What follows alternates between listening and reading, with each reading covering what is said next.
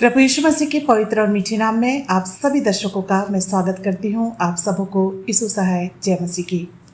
साथ ही साथ आज हमारे मेहमान हैं सबा स्कूल पाठ के अध्ययन के लिए मिस्टर राजेश चंद और पास्टर फ्रैंकलिन फ्रांसिस।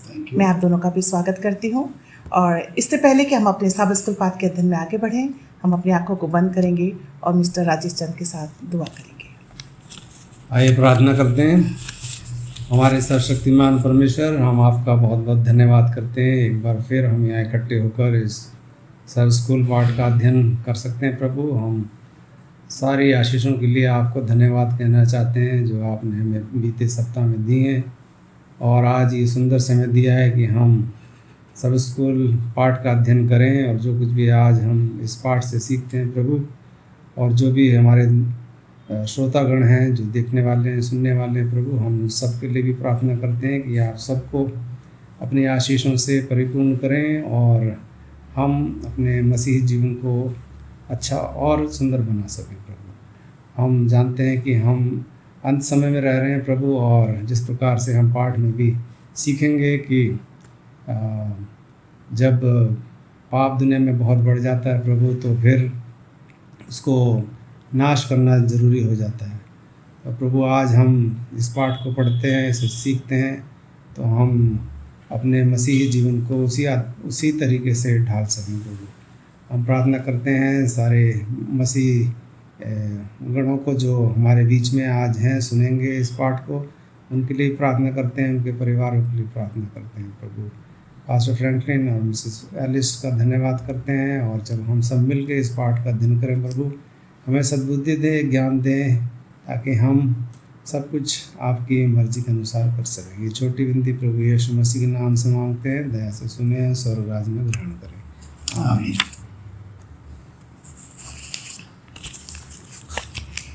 जैसा कि हम सब जानते हैं कि हम 2022 के दूसरे त्रिमास में हैं, और इस पूरे त्रिमास में हम उत्पत्ति नाम की पुस्तक, जो कि बाइबल की पहली पुस्तक है, इस विषय पे हम अध्ययन कर रहे हैं।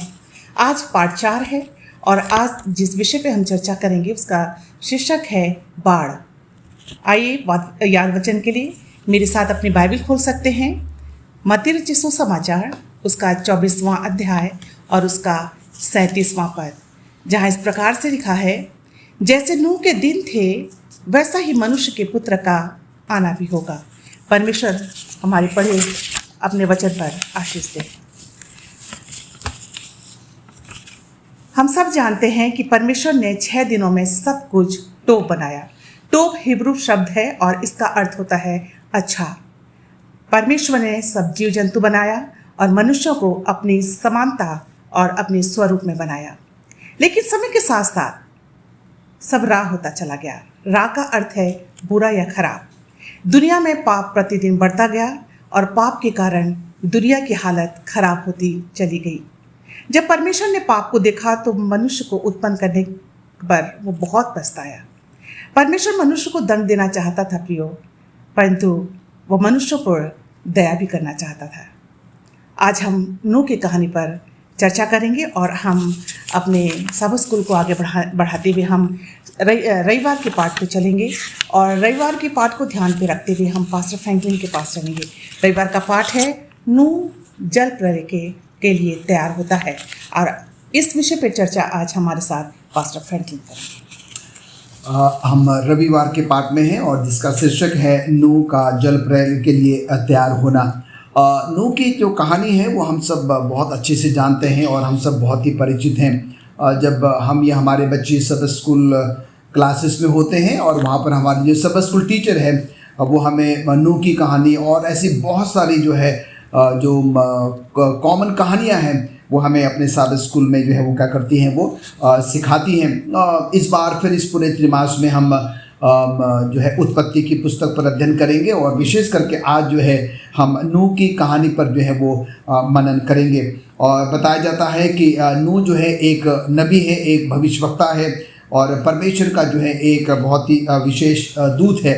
और हम सब जानते हैं कि नूह के 3 बेटे हैं, और वो उनके 3 बेटे, 3 उनकी जो वाइफ पत्नियां हैं, और नूह स्वयं अपनी पत्नी के साथ जो है मेसोपोटामिया करके जो है वो जगह है, और अभी वर्तमान में हम देखते हैं कि ये इराक में है। और उसके आसपास जो है वो 2 नदियां हैं, टिग्रिश और इफ्रेट्स।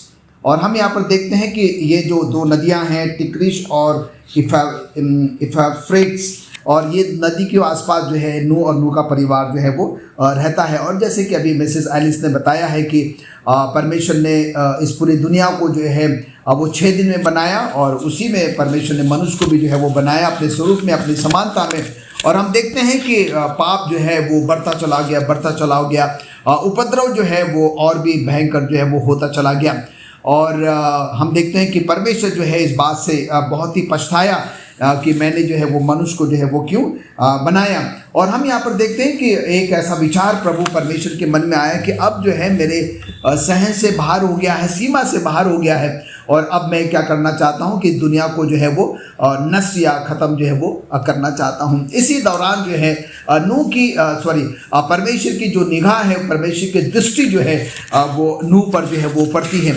और हम यहाँ पर देखते हैं कि परमेश्वर की निगाह में नूह जो है वो एक धर्मी मनुष्य है, और परमेश्वर का भय मानने वाला, परमेश्वर की आज्ञा का पालन करने वाला। और हम यहाँ पर देखते हैं कि नूह और नूह का परिवार जो है सचमुच में परमेश्वर के भय में जो है वो जीवन व्यतीत करता है। और इसीलिए हम देखते हैं कि परमेश्वर नूह से कहता है कि अब तू क्या कर कि एक ऐसा जहाज या एक ऐसी जो है वो नाव तैयार कर, क्योंकि बहुत ही जल्दी जो है मैं इस पूरी दुनिया को, इस पापी दुनिया को जो है एक बहुत बड़े जल प्रलय से जो है वो तहस नहस करने जा रहा हूँ, बर्बाद करने जो है वो जा रहा हूँ। और हम यहाँ पर देखते हैं कि परमेश्वर चाहता था कि वो नूह और नूह के परिवार को क्या करे, बचाए। और इसीलिए परमेश्वर ने जो है नूह को जो है वो सारी जो सामग्री है कि एक जहाज बनाने के लिए, एक बड़ी नाव बनाने के लिए जो है वो चाहिए था कि वो कौन सी लकड़ी होगी, और उस जहाज़ की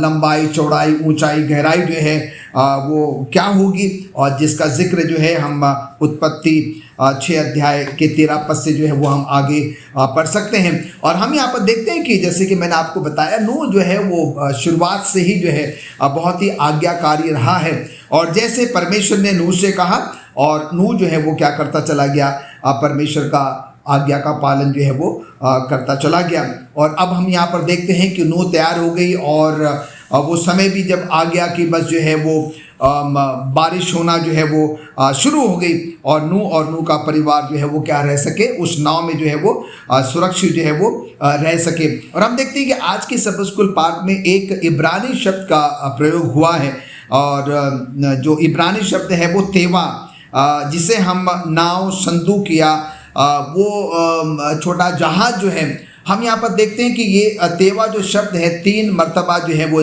इस्तेमाल किया गया। जिस लकड़ी से जो है नूह ने जहाज बनाया, और जो आप उसको जहाज कहें या उसको नाव कहें, और यहाँ पर वो तेवा शब्द उसको जो है वो संबोधित करता है। उसके बाद हम देखते हैं कि वाचा का संदूक जो है वो भी क्या करता है, इसी शब्द के साथ वो जो है मेल खाता है। और उसके बाद हम देखते हैं कि आपको याद होगा मूसा को जो है वो एक छोटी सी नाव, एक छोटी सी टोकरी में जो है वो जब 3 महीने के बाद तब तक वो छिपा नहीं पाई, उसके बाद हम देखते हैं कि उसको छोटी सी नाव में बिठाकर उसकी माँ क्या करती है, उसको पानी में जो है वो बहा देती है। तो ये तीनों बातें जो हैं हम देखते हैं वो क्या करती है, तेवा शब्द जो कि इब्रानी शब्द है उसके साथ जो है वो जाती है या मेल खाती है। और अब हम यहाँ पर देखते हैं कि नूह के लिए जो है वो नाव जो है वो तैयार हो गई। और यहाँ पर जो शब्द तेवा जो है जो कि संदूक के साथ जो है वो उसको तुलना किया जा रहा है। और यहाँ पर देखते हैं हम, यहाँ पर ये वाचा का वो संदूक है जो कि मानवता को बचाने के लिए है। और उसके बाद हम देखते हैं कि जो नाव जिसमें मूसा को, या छोटा जहाज या नाव आप कह लें, जिसमें मूसा को रखा गया था, और जब वो उसकी माँ उसको 3 महीने के बाद छिपा नहीं सकी, वहाँ पर भी जो है उसको बचाने के लिए ये किया गया। और उसके बाद हम यहाँ पर देखते हैं कि नूह के समय में भी जो है ये जो जहाज है, ये जो नाव तैयार करी गई है नूह और नूह के परिवार को जो है वो बचाने के लिए करी गई है। और इन बातों से हम ये समझ सकते हैं कि परमेश्वर जो है अपने बच्चों की परवाह करता है, परमेश्वर अपने बच्चों की सुरक्षा जो है वो चाहता है। और हम यहाँ पर देखते हैं कि आज का सबक स्कूल पाठ, रविवार का पाठ हमको ये बताता है जैसे जैसे परमेश्वर बोलता गया और नूह क्या करता गया, उसका जो है वो आज्ञा का पालन जो है वो करता गया। और हम यहाँ पर आज के सबक स्कूल पाठ में, रविवार के सबक स्कूल पाठ में एक बहुत अच्छा सबक ले सकते हैं, वो है आज्ञा का पालन करना। हम देखते हैं कि जैसे परमेश्वर ने नूह को बोला और नूह जो है वैसे ही करता चला गया। उसने कुछ सवाल नहीं किए, परमेश्वर से उसने कुछ पूछा नहीं और परमेश्वर पर अपना संपूर्ण भरोसा और विश्वास रखा और परमेश्वर की आज्ञा का वो जो है पालन करता चला गया। और आगे स्टोरी में, हम कहानी में बहुत कुछ जो है इसके बारे में सीखेंगे कि आगे जो है नूह का और नूह के परिवार का जो है वो क्या हुआ। धन्यवाद देना चाहती हूँ पास्टर फ्रैंकलिन आपके अच्छे विचारों के लिए। आइए हम सोमवार के पाठ पे चलेंगे और सोमवार के पाठ का शीर्षक है जल प्रलय। और हम सोमवार के पाठ के लिए हम मिस्टर राजेश चंद के पास चलते हैं और आज सोमवार के पाठ के ऊपर मिस्टर राजेश चंद अपना प्रकाश डालें। जी धन्यवाद। सोमवार का जो पाठ है जल प्रलय, या आप इसको दूसरे शब्दों में बहुत बड़ी बाढ़ कह सकते हैं। तो ये आज का शीर्षक जल प्रलय है और इस कहानी को हम बहुत सालों से, हो सकता है हम अपने बचपन से इस कहानी को सुनते आए हैं। और ये कहानी जो है जल प्रलय की, ये बहुत ही इंटरेस्टिंग कहानी है। कहानी तो मुझे नहीं कहना चाहिए क्योंकि ये बाइबल की सच्चाई है जी। तो ये जो सच्चाई बाइबल की है, कहानी के रूप में हम इसको सुनते आए हैं बहुत सालों से। और हम जानते हैं कि इसका अर्थ क्या है। यदि हम साइंस को देखें तो साइंस वाले इस बात को थोड़ा नहीं मानते हैं, या कुछ मानते भी होंगे, लेकिन वो इतना भरोसा इस कहानी के ऊपर नहीं दिखाते हैं साइंस वाले। तो आइए हम इसका थोड़ा अध्ययन करते हैं। जल प्रलय का, उत्पत्ति की किताब उसका 7वां जो अध्याय है, वहाँ पर हम इसका जिक्र पाते हैं जल प्रलय का। और यहाँ पर इस कहानी में एक शब्द का प्रयोग किया गया है, आशा। आशा का अर्थ होता है बनाना। और जब हम इस शब्द का प्रयोग करते हैं तो, या बाइबल में इसका प्रयोग या पाठ में इसका प्रयोग किया गया है, तो इसका मतलब है बनाना। किसी चीज़ को, किसी चीज़ की रचना करना या बनाना, और अंग्रेज़ी में कहेंगे तो टू मेक समथिंग। तो ये शब्द आशा का अर्थ है बनाना। और ये जो शब्द है वो भी नूह के जो कार्य थे, जो परमेश्वर ने उसको आज्ञा दी थी, जो नूह को बताया था परमेश्वर ने, तो उसी के लिए इस शब्द का प्रयोग किया गया है। ये नूह के जो कार्य थे उनको बताती है। और इस कहानी में एक और महत्वपूर्ण शब्द भी है। परमेश्वर जो है वो आकाश और पृथ्वी को बनाता है। यदि हम उत्पत्ति की किताब उसका पहला अध्याय पढ़ें और उसके बाद 7वां, 16वां, 25वां, 26वां और 31वां पद पढ़ें, और फिर आगे हम उत्पत्ति किताब उसका दूसरा अध्याय पढ़ें, तो हमें बहुत सारी समानता नज़र आती है।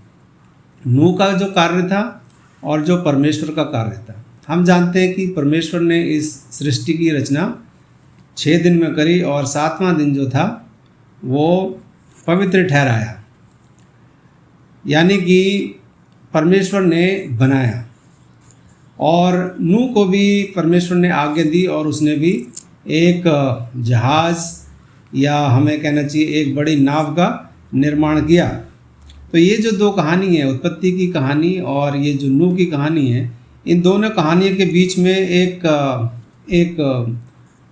लेसन या एक पाठ हमें पढ़ने को मिलता है। और इनके बीच में, इन दोनों कहानियों के बीच में एक संबंध भी हमें दिखाई देता है। और वो क्या संबंध है, उसके बारे में हम थोड़ी चर्चा करेंगे। परमेश्वर ने इस सृष्टि की रचना 6 दिन में करी और 7वां दिन जो था वो पवित्र ठहराया गया। और जो जल प्रलय की कहानी है, हम इसमें देखते हैं कि परमेश्वर जो है वो पूरे संसार को, इस पूरी पृथ्वी को पानी से नष्ट कर देता है। तो क्या हम इससे ये समझें कि परमेश्वर जो है वो केवल नष्ट करता है या दंड देकर नष्ट ही करता है? नहीं, परमेश्वर मनुष्य को बचाना भी चाहता है। जैसे कि हम देखते हैं नूह की कहानी में कि परमेश्वर ने नूह और उसके परिवार को बचाया। जिन लोगों ने परमेश्वर के वचन पर या उसकी बातों पर विश्वास नहीं किया, नहीं माना, वो नष्ट हो गए, उन्हें दंड मिला। लेकिन नूह और उसके जो परिवार के सदस्य थे वो सारे बच गए, क्योंकि उन्होंने परमेश्वर पर भरोसा दिखाया और परमेश्वर की बातों को माना। तो परमेश्वर जो है वो मनुष्य को बचाने में भी इंटरेस्ट रखता है। यदि हम गलती करते हैं, यदि हम पाप करते हैं, तो हम दंड के भागीदार हैं, लेकिन साथ साथ परमेश्वर जो है वो हमें बचाना चाहता है। परमेश्वर की इच्छा शुरू से यही रही है कि कोई भी नष्ट ना हो, बल्कि सारे अनंत जीवन पाएँ। ये तो हम सच्चाई जो है सारे लोग बहुत अच्छी तरीके से जानते हैं।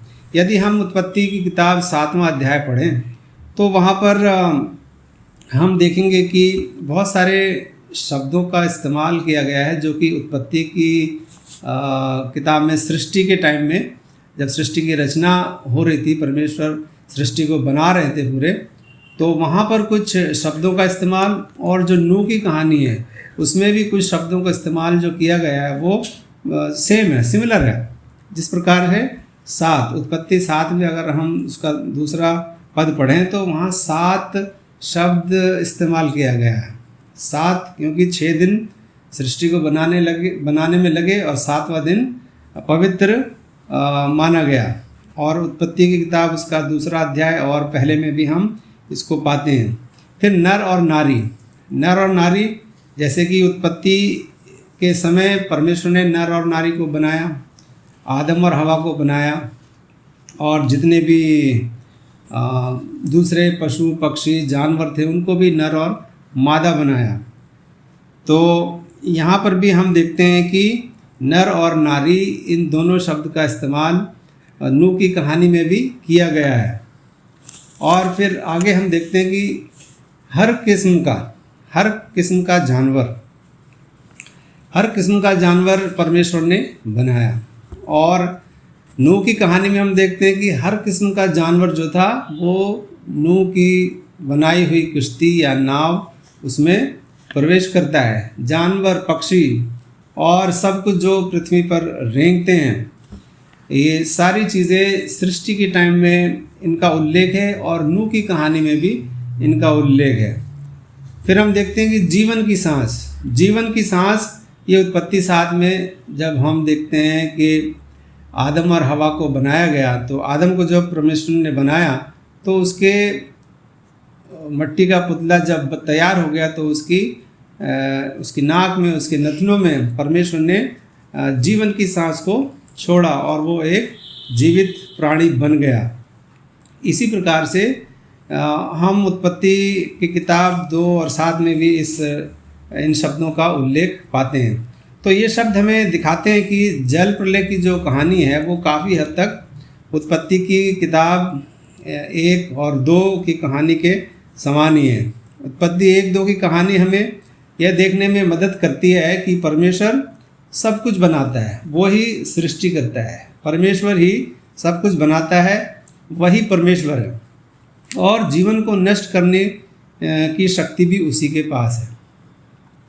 तो हम देखते हैं कि परमेश्वर जो है वो सर्वशक्तिमान है और वो जीवन को बनाता भी है और जीवन को नष्ट करने की क्षमता भी उसी के अंदर है। यदि हम व्यवस्था विवरण की किताब और उसका 32वां अध्याय और 39वां पद पढ़ें तो वहाँ पर भी ये लिखा हुआ है कि मैं ही परमेश्वर हूँ और मैं ही बना सकता हूँ और मैं ही मिटा भी सकता हूँ। परमेश्वर जल प्रलय का उपयोग पृथ्वी पर सब कुछ फिर से नया बनाने के लिए करेगा। हम जानते हैं कि जब जल प्रलय हुआ तो पूरी पृथ्वी जो थी वो पानी के नीचे चली गई और जितने भी प्राणी थे खाली नूह के परिवार को छोड़कर सब नष्ट हो जाते हैं। तो परमेश्वर ने ये क्यों किया था? ताकि सृष्टि दोबारा से शुरू हो, नई उत्पत्ति हो, नए संसार जो है दोबारा से शुरू हो।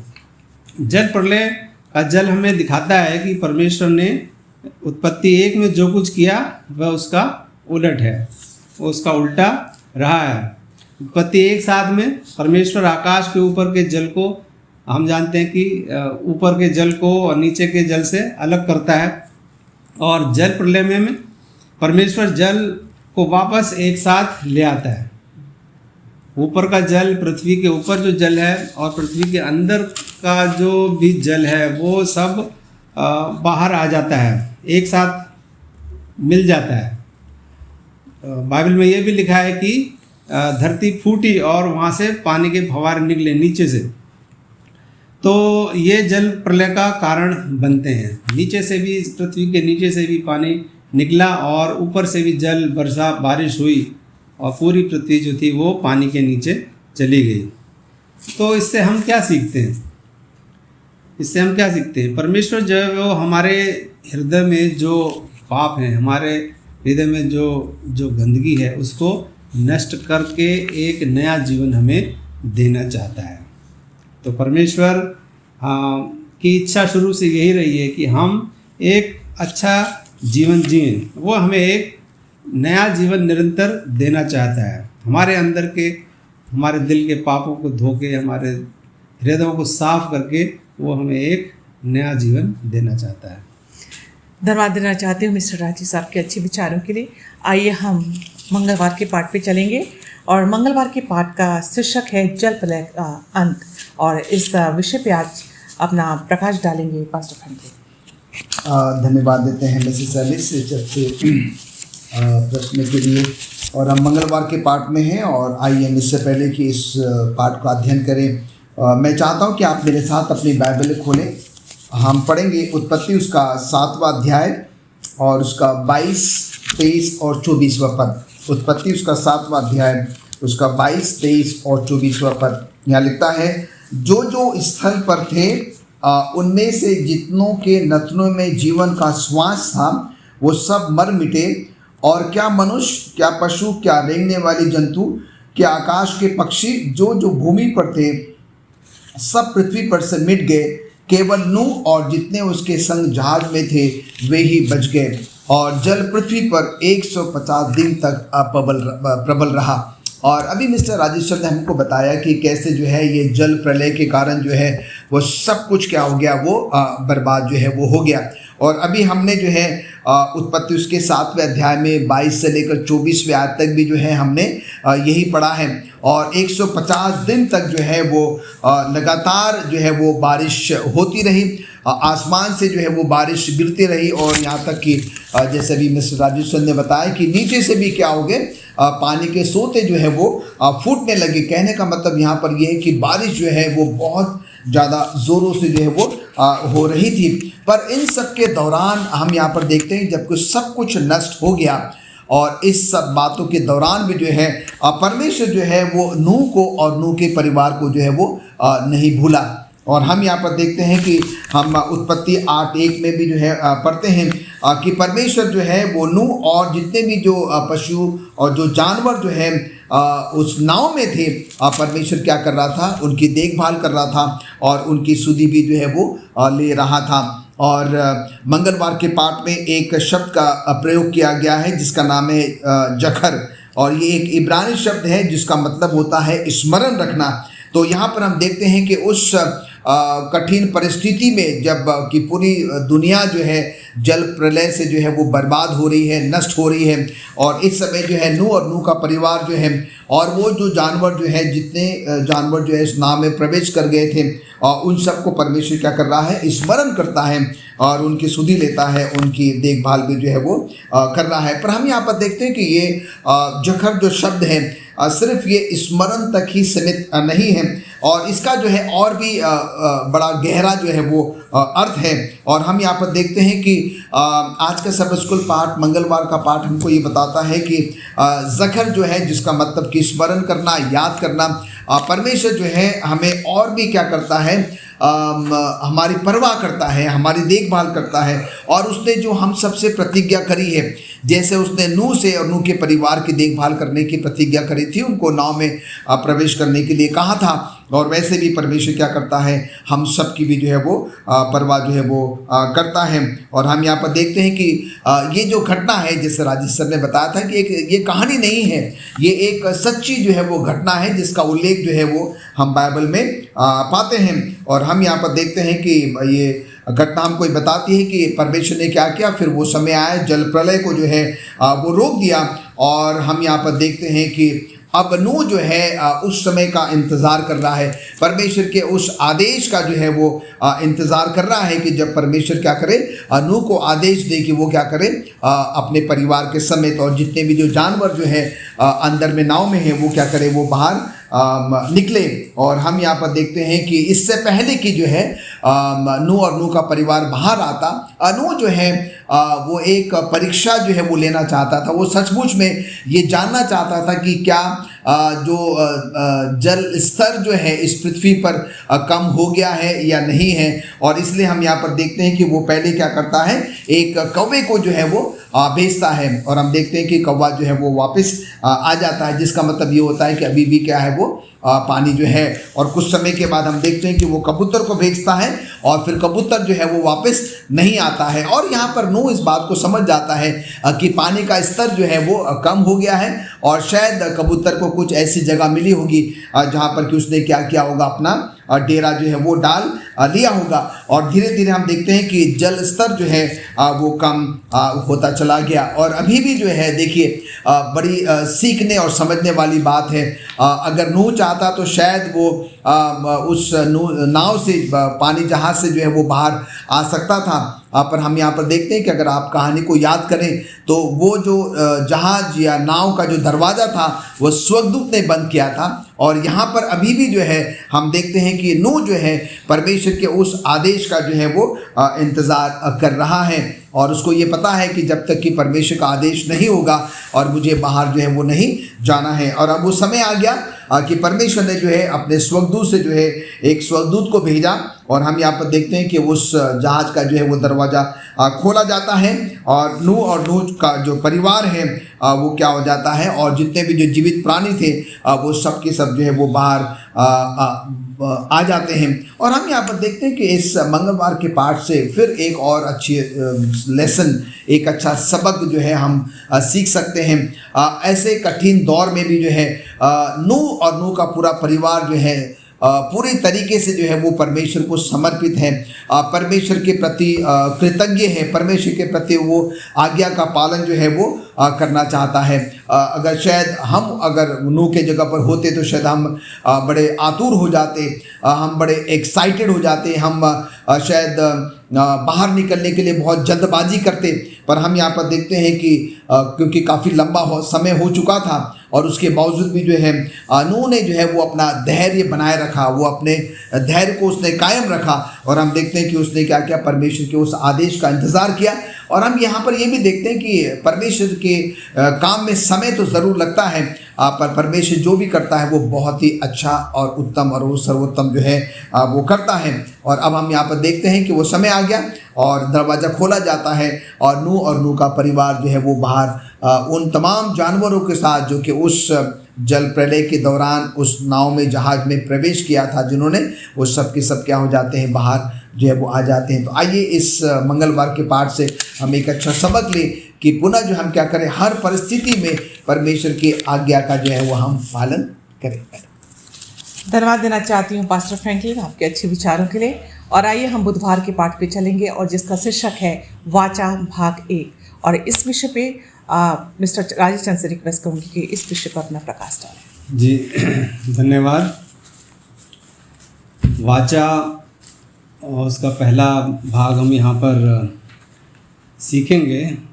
कौन सी वाचा परमेश्वर ने बांधी या करी, उत्पत्ति 8 और उसका 20वां पद। उत्पत्ति 8 और 20 यहाँ पर जो वचन है इसको हम पढ़ लेते हैं एक बार। 8:20 में यहाँ लिखा है, तब नूह ने यहोवा के लिए एक वेदी बनाई और सब शुद्ध पशुओं और सब शुद्ध पक्षियों में से कुछ कुछ लेकर वेदी पर होम बलि चढ़ाया। तो हम यहाँ पर देखते हैं कि परमेश्वर ने नूह से कहा, मैं तेरे संग वाचा बांधता हूँ, इसलिए तू अपने पुत्रों, स्त्री और बहुओं समेत जहाज़ में प्रवेश करना। उत्पत्ति 6:18 में ये लिखा है। ये प्रतिज्ञा उत्पत्ति 6:17 में परमेश्वर की घोषणा से पूरी तरह भिन्न है। क्यों भिन्न है? क्योंकि वहाँ पर परमेश्वर कहता है कि जितने भी पृथ्वी पर प्राणी हैं मैं उन सबको नष्ट कर दूंगा। लेकिन परमेश्वर अगले ही क्षण, अगले ही पद में नूह को और ये आदेश देता है कि तू अपने पुत्रों और स्त्री और बहुओं समेत जहाज़ में प्रवेश करना। क्यों उसको बोलता है? ये परमेश्वर की एक वाचा है।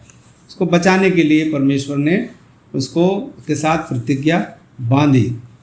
और 6:17 में जिस प्रकार हम देखते हैं, परमेश्वर ने घोषणा की कि वह जीवन प्राणियों को, जिस भी प्राणी में जीवन है, जो भी जीवंत हैं, उनको नष्ट कर देगा। लेकिन नूह के साथ वो एक प्रतिज्ञा करता है कि वह उसे बचाएगा। तो जब नूह, जैसा कि पास्टर फ्रैंकलिन ने अभी बताया कि 150 दिन तक उसके अंदर थे वो, और उसके बाद उसका दरवाज़ा खुलता है। जब परमेश्वर का स्वर्गदूत दरवाज़ा खोलता है तो नूह जो है वो नाव से उतरता है और सबसे पहले क्या करता है, जिस प्रकार से हमने अभी उत्पत्ति किताब 8वां अध्याय और उसके 20वें पद में हमने पढ़ा है कि सबसे पहले परमेश्वर के लिए नूह जो है वो एक वेदी बनाता है। एक वेदी बनाता है और उस कुछ शुद्ध पक्षियों और शुद्ध पशुओं को उस वेदी पर होम बलि चढ़ाता है। क्यों चढ़ाता है? ये वो परमेश्वर का धन्यवाद करता है। परमेश्वर द्वारा आदम और हवा और अन्य सभी चीज़ों को बनाने के बाद हम जानते हैं कि अदन की वाटी में आदम और हवा वो परमेश्वर की आराधना करते थे। जब पहला सप्ताह हुआ, जब 6 दिन बीत गए और 7वें दिन परमेश्वर ने आराम किया, तो उस समय किस प्रकार से परमेश्वर की आराधना आदम और हवा करते थे? वो आमने सामने होते थे, रूबरू परमेश्वर की आराधना वो करते थे। लेकिन यहाँ पर ऐसा नहीं है, क्योंकि नूह जो है वो परमेश्वर की आराधना करता है, उन परमेश्वर को धन्यवाद देता है अपने नाव से या जहाज़ से बाहर निकलकर, और वह परमेश्वर को बलिदान देता है। परमेश्वर को वो देख नहीं सकता है। आदम और हवा जो थे वो परमेश्वर को देख पाते थे उस समय, लेकिन नूह जो है वो नहीं देख पाता, लेकिन फिर भी वो परमेश्वर के निमित्त बलिदान करता है। परमेश्वर को देख नहीं सकता, लेकिन फिर भी वो बलिदान करता है। तो बाइबल में पहली बार हम एक वेदी के बारे में पढ़ते हैं।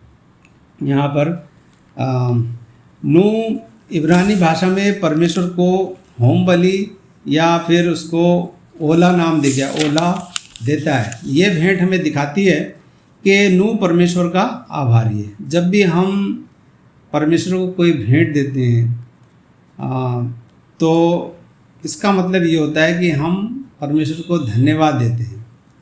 वो जो भेंट होती है हमारी, वो धन्यवादी की भेंट होती है जब हम परमेश्वर का आभार प्रकट करते हैं।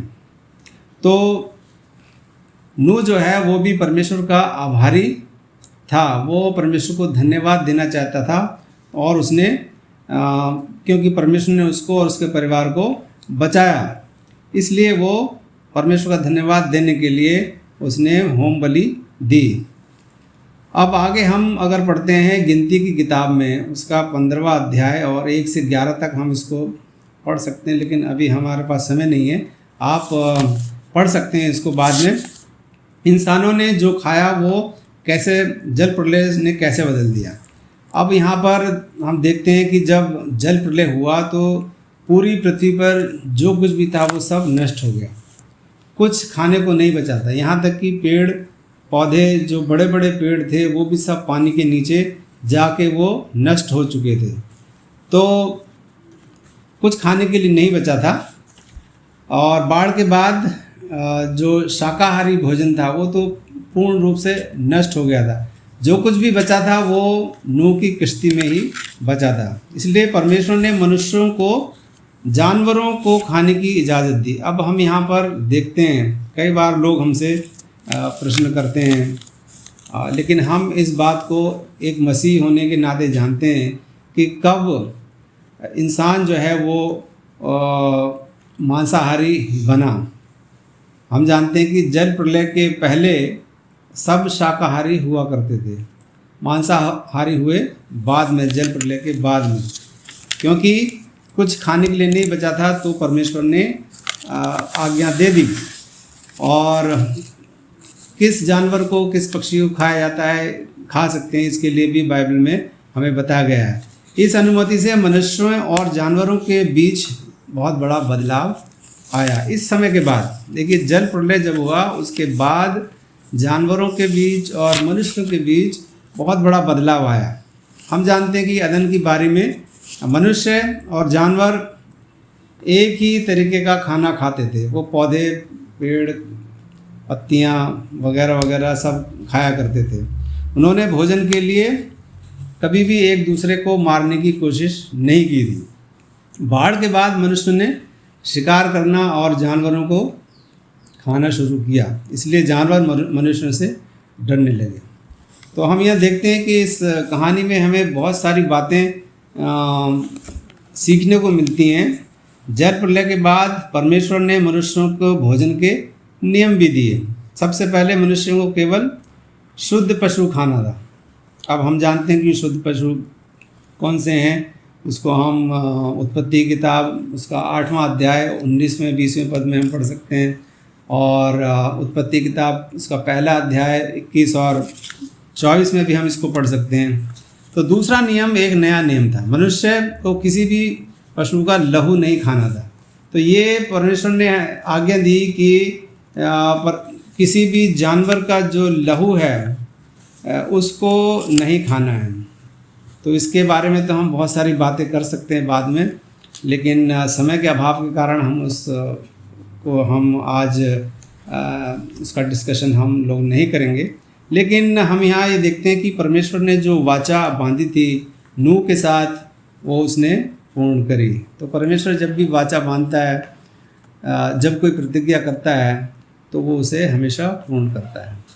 धन्यवाद देना चाहती हूँ मिस्टर राजेश सबके अच्छे विचारों के लिए। आइए हम बृहस्पतिवार के पाठ पे चलेंगे, और बृहस्पतिवार के पाठ का शीर्षक है वाचा भाग 2, और इस विषय पे आज हमारा जो चर्चा करेंगी वो पास्टर फ्रैंकी।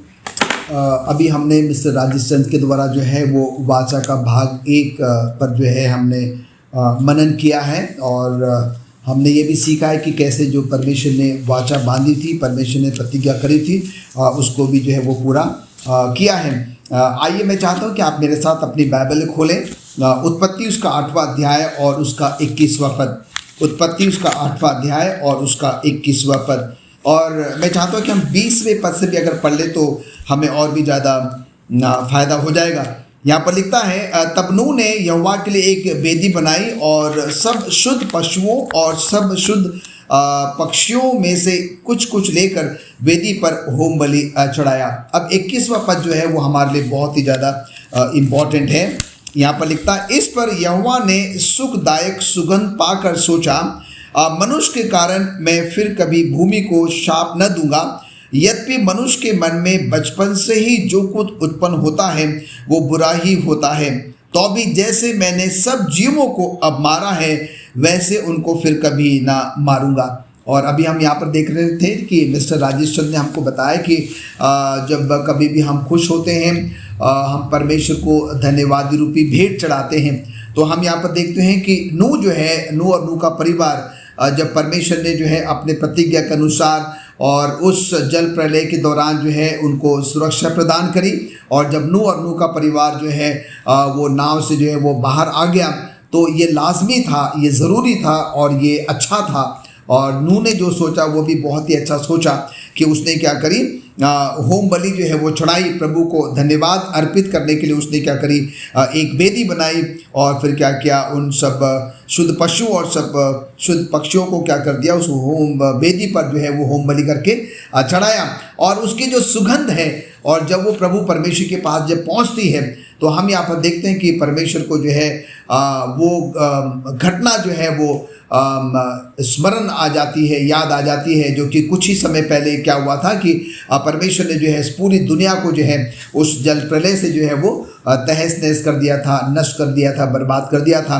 और अब हम यहाँ पर देखते हैं कि परमेश्वर जो है उस सुखदायक सुगंध पाकर जो है वो बहुत खुश हो जाता है। और तब जो है वो परमेश्वर क्या करता है, वो अब फिर एक वाचा जो है वो बांधता है, फिर एक प्रतिज्ञा करता है कि इसके बाद मैं फिर क्या करूँगा, कभी भी जो है इस पृथ्वी को शाप नहीं दूंगा, और इसको जो है वो पानी से या जल प्रलय से कभी भी जो है मैं वो नुकसान नहीं पहुंचाऊंगा या नष्ट जो है वो नहीं करूंगा। तो यहाँ पर हम देखते हैं कि परमेश्वर अपनी प्रतिज्ञा का जो है वो उसको पूरा करता है, वो वायदे का जो है वो पक्का है, जो वो कहता है उसको जो है वो पूरा करता है। परमेश्वर की जो प्रतिज्ञा है वो परमेश्वर के उस प्रेम में कृपा को, उसकी दया को, उसके अनुग्रह को जो है वो दर्शाती है, जो निरंतर जो है अपने लोगों पर क्या करता है, वो बनाए रखता है। और हम सब जानते हैं कि जब तक कि हम इस दुनिया में रहेंगे, हर एक बात का एक जो है वो समय है, और बोने का समय है और काटने का भी जो है वो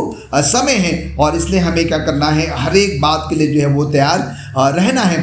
और हमने अभी ये भी सीखा है कि परमेश्वर ने जो है 6 दिनों में ये सब कुछ बनाया, और सब कुछ जो है वो बहुत ही क्या था, वो अच्छा था। और हम यहाँ पर देखते हैं कि परमेश्वर ने जो सबत को जो है वो बनाया, जो कि परमेश्वर और हमारे बीच में जो है क्या है, एक ऐसी वाचा है, एक ऐसी प्रतिज्ञा है। और उसने बताया कि मैं तुम्हारा परमेश्वर हूँ और तुम क्या हो, कि मेरे लोग हो। और हम देखते हैं कि परमेश्वर ने उस सबत के दिन को जो है अपने सारे कामों से विश्राम किया, उसको आशीष दी और उसको क्या किया, पवित्र भी जो है वो ठहराया है।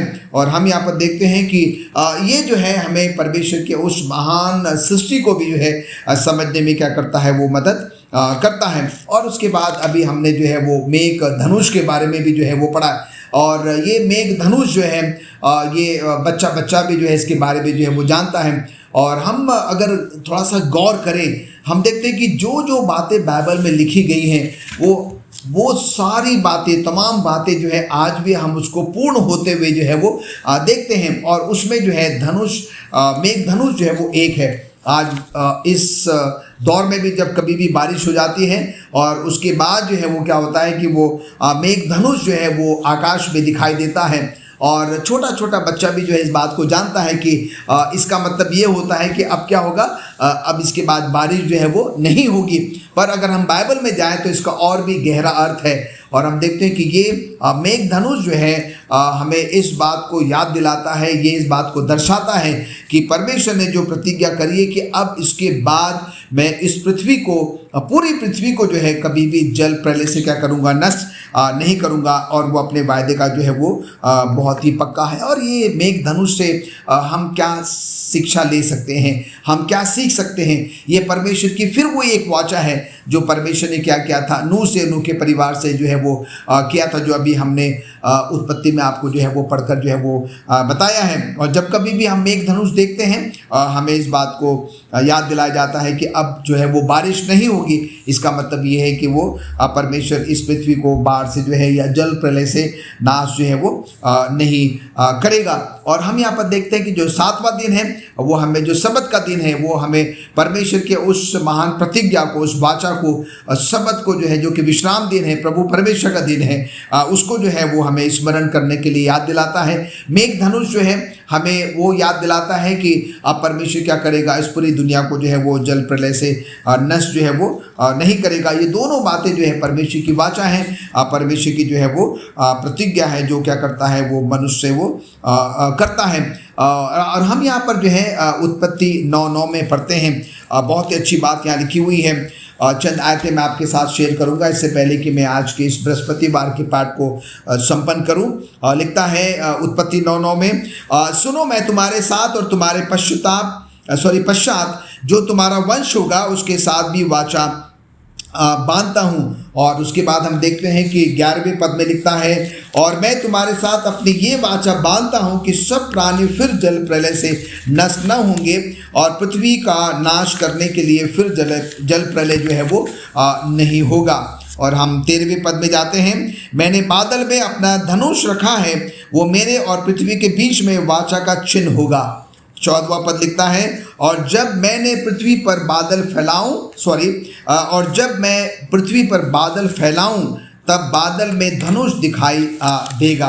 और उसका 17वां पद लिखता है, और फिर परमेश्वर ने नूह से कहा, जो वाचा मैंने पृथ्वी पर भर के सब प्राणियों के साथ बांधी है उसका यही चिन्ह है। तो हम देखते हैं कि ये सारी जो बातें हैं, जो सारी वाचाएं हैं, जो प्रतिज्ञाएं हैं, जो अभी हमने उत्पत्ति की पुस्तक से जो है पढ़ी है, परमेश्वर ने अपने लोगों से करी है, परमेश्वर ने नूह से करी है, और वही सारी प्रतिज्ञाएं वाचाएं प्रभु परमेश्वर आज हमसे भी जो है वो करता है। पर आज बृहस्पतिवार के पाठ से हम क्या सीख सकते हैं? हम ये सीख सकते हैं जो सबत है, जो परमेश्वर ने जो है अपने सारे कामों से विश्राम किया। सबत का दिन प्रभु परमेश्वर का दिन है, और उसने क्या किया, उसको आशीष दी, पवित्र ठहराया, और उसमें जो है विश्राम किया अपने सब कामों से।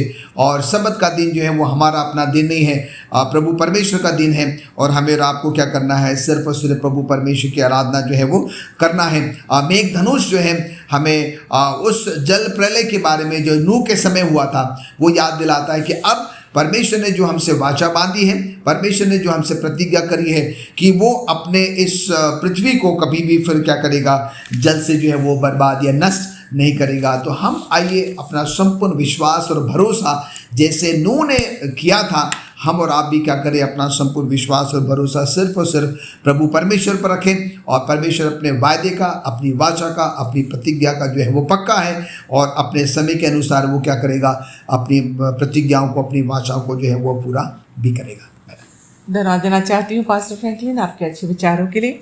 आइए हम शुक्रवार के पाठ पे चलेंगे, और शुक्रवार के पाठ को हमारे साथ समझाएंगे मिस्टर राजेश चंद। शुक्रवार का जो पाठ है वो ख़ास तौर से या विशेष रूप से एलन जी वाइट की राइटिंग से लिया गया होता है।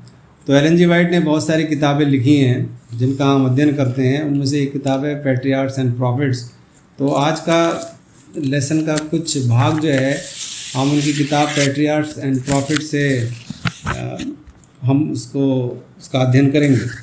तो मिसेस एलन जी वाइट यहाँ बताती हैं कि बाढ़ से पहले रहने वाले लोगों की तुलना हम आज के जो वर्तमान में जो हम लोग रह रहे हैं उसकी तुलना करें, या हम अपने आप को, इस दुनिया की कंडीशन को उस समय के साथ कंपेयर करें जब नूह ने किश्ती बनाई और परमेश्वर ने पूरी पृथ्वी को पानी से नष्ट किया।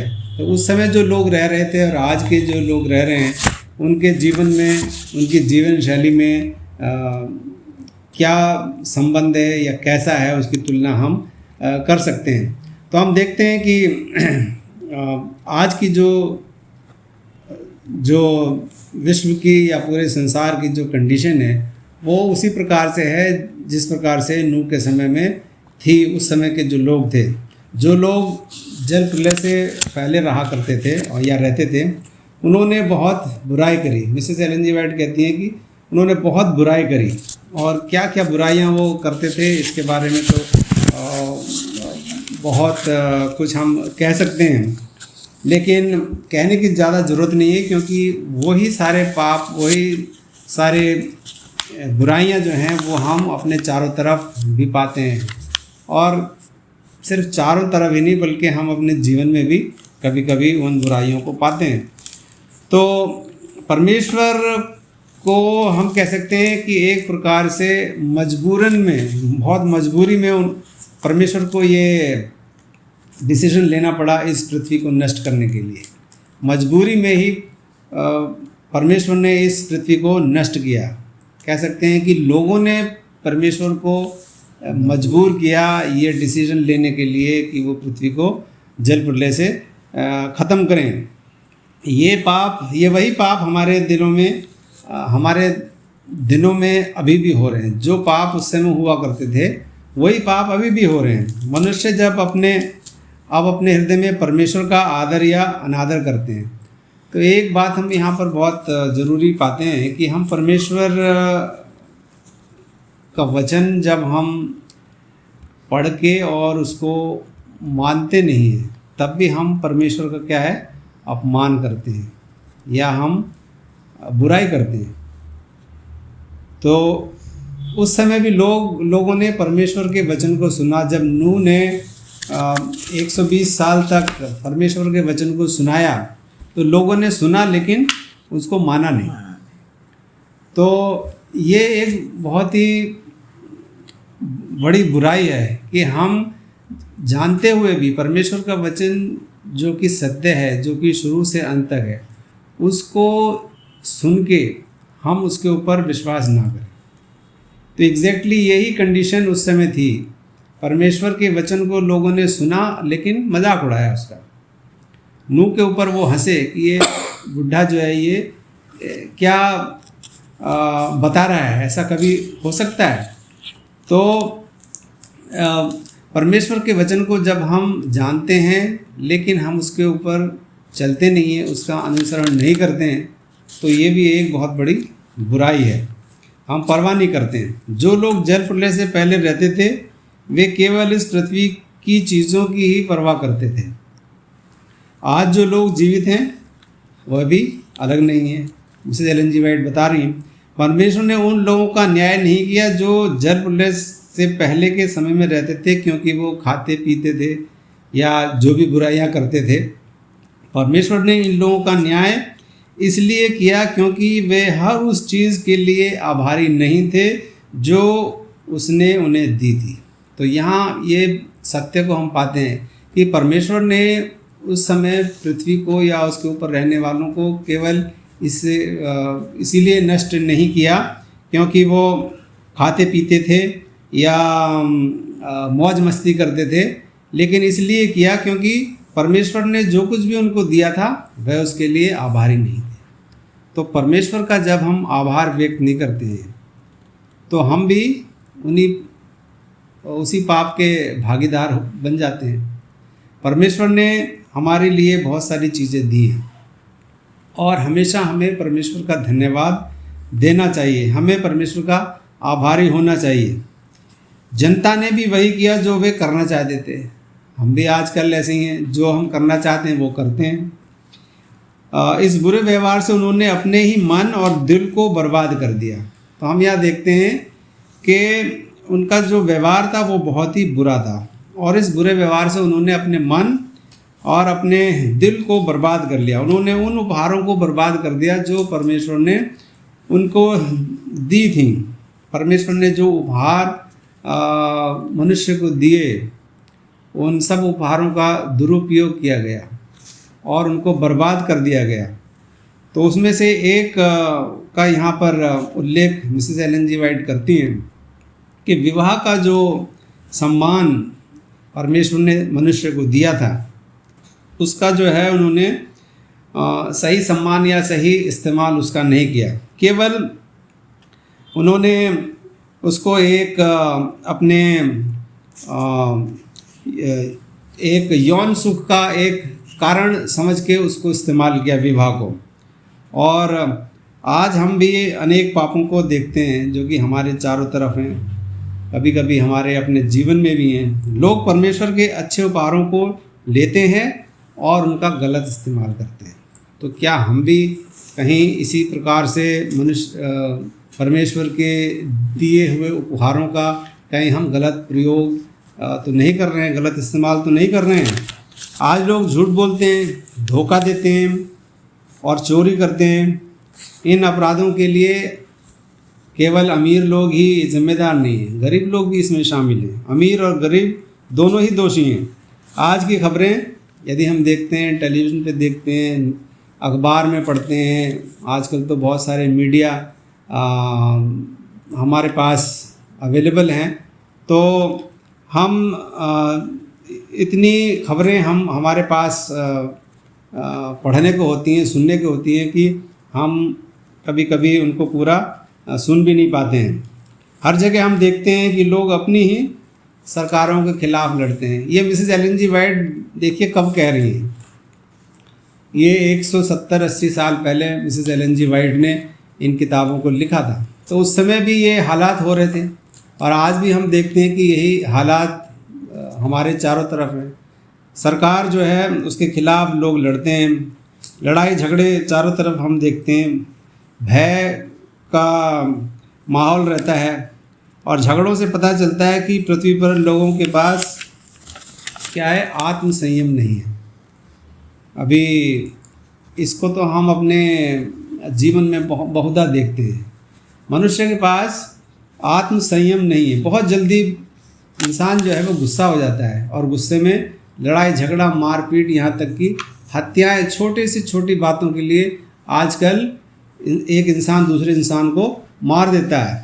तो ये लोग गुस्से से भरे हुए हैं, अपने देश के जो नियम है उनसे नफरत करते हैं। ये हम चारों तरफ देखते हैं और जल्द ही उनका क्रोध पूरी पृथ्वी पर भर जाएगा।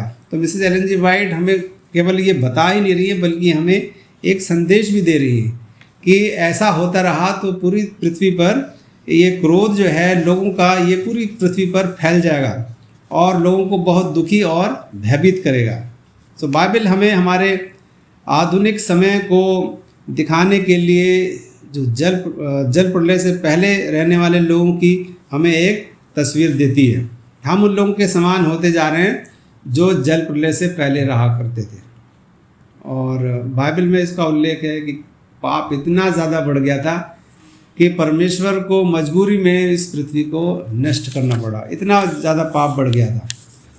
आज भी मसीही देशों में लोग भयानक अपराध करते हैं। ये अपराध उतने ही बुरे हैं जितने कि वे अपराध जिनके कारण परमेश्वर ने उन पापियों का नाश किया जो बाढ़ से पहले रहते थे।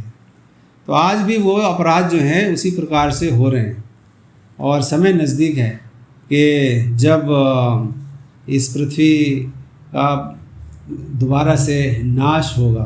परमेश्वर ने ये वचन दिया है कि वो जल प्रलय से इस पृथ्वी को अब नष्ट नहीं करेगा, लेकिन नष्ट तो ज़रूर करेगा, क्योंकि जो हालात जल प्रलय से पहले थे वही हालात आजकल बनते जा रहे हैं। तो परमेश्वर जो वाचा बांधता है उसको हमेशा पूर्ण करता है। तो आइए हम जानें कि इस पृथ्वी का जो नाश है वो निकट है और हमें चाहिए कि हम अपने जीवन को देखें किस तरफ हम जा रहे हैं। क्या हम उन लोगों की तरह तो नहीं बनते जा रहे हैं जो बाढ़ से पहले रहा करते थे? क्या हम अपने जीवन को अच्छा बनाने की कोशिश कर रहे हैं या नहीं कर रहे हैं? तो हमें अपने आत्ममंथन की बहुत ज़्यादा ज़रूरत है आजकल। धन्यवाद देना चाहती हूँ मिस्टर राजेश आपके अच्छे विचारों के लिए। आइए हम अपने सब स्कूल पाठ के अध्ययन को ख़त्म करेंगे। उम्मीद करती हूँ आज जो हमारा शीर्षक था बाढ़ हम सबों के लिए आशीष का कारण रहा होगा। और इससे पहले कि हम अपने सब स्कूल पाठ के अध्ययन को ख़त्म करें, हमारे जो मेहमान थे मिस्टर राजेश चंद और पास्टर फ्रैंकलिन, मैं आप दोनों को धन्यवाद देती हूँ। और आइए हम अपने सब स्कूल पाठ के अध्ययन को ख़त्म करें और अपनी आंखों को बंद करें और पास्टर फ्रैंकलिन के साथ दुआ करें। आइए प्रार्थना करें। धन्यवाद देते हैं स्वर्गीय पिता परमेश्वर आज के सब स्कूल पाठ अध्ययन के लिए। धन्यवाद देते हैं प्रभु, आज हमने बहुत बहुत कुछ सीखा है। धन्यवाद देते हैं आपके उस दया के लिए, आपके उस अनुग्रह के लिए। जबकि हम पापी गुनहगारी होते हैं उसके बावजूद भी प्रभु आप हमको दंड देने के साथ साथ हमारे लिए एक और नए रास्ते का भी इंतज़ाम करते हैं। आप अपनी दया, अपना अनुग्रह प्रभु फिर भी हम पर दर्शाना चाहते हैं। और आज के इस सब स्कूल पाठ से हमने जो कुछ भी सीखा है उसको सिर्फ हम अपने तक ही न रखने वाले बने, पर औरों के साथ भी प्रभु साझा करने वाले बने, क्योंकि हम जानते हैं कि बहुत ही शीघ्र प्रभु आपके बेटे यीशु मसीह का आवागमन होगा और आप हमारी मदद करें कि हम अपने आप को तैयार करें, औरों को भी तैयार करें कि हम सब के सब प्रभु उस स्वर्गीय घर में प्रवेश कर सकें। धन्यवाद देते हैं कि आपने हमारी प्रार्थना को सुना है। प्रभु यीशु मसीह के नाम से मांगते हैं, आमीन।